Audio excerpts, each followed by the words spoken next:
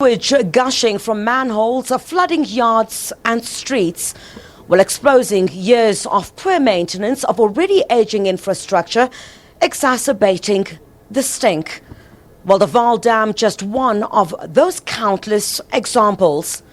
Well, the Human Rights Commission recently described it in a report as polluted beyond acceptable standards. Now South Africa wants Cuban engineers to share expertise and help repair the ailing infrastructure.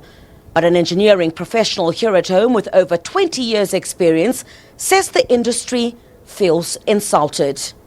There is no shortage of engineers in this country. Therefore, there is no need to go and look for outside. Until you've exhausted every engineering graduate out there, then you can say we're going to bring in people from outside because we're struggling.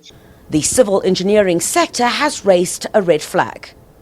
From an institution's point of view, we do respect bilateral trade agreements, etc., and we believe that the geopolitical relationships matter a lot. It comes across as if government lacks care for its professionals that are in the country.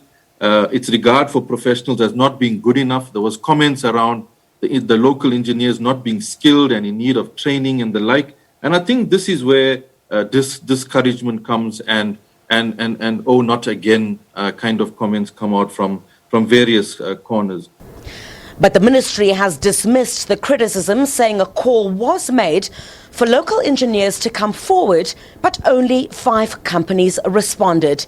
It says it justifies the program's more than 60 million rand price tag, saying it includes, among others, travel, accommodation expenses and stipends. Bringing engineers from Cuba is not undermining the engineers from South Africa. Let me just start here saying that the engineers are upset because they could have been called to help. Minister Lindiwe Sisulu, in one of the radio stations some months ago, called on South African engineers to raise their hands and assist. Only 5 of those engineers came. Then there was a letter written by African indigenous engineers indicating their availability to help. Minister quickly wrote to them and we formalized a partnership with them, which saw the specifications in all our projects, including these engineers.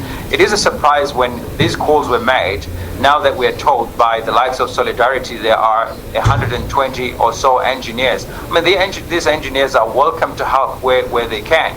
However, trade union Solidarity insists the program should be suspended or it'll go to court.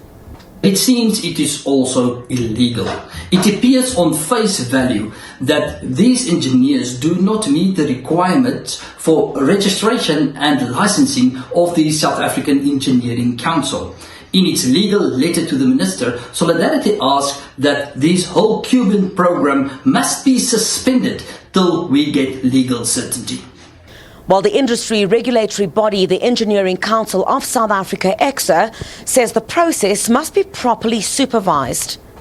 They have to be registered with us as competent people so that they can be held accountable for the work that they do. Alternatively, they must work under the supervision of someone who is registered with EXA. Well, it's understood that the department and the Engineering Council have met to discuss the issue. Lewis, SABC News in Johannesburg.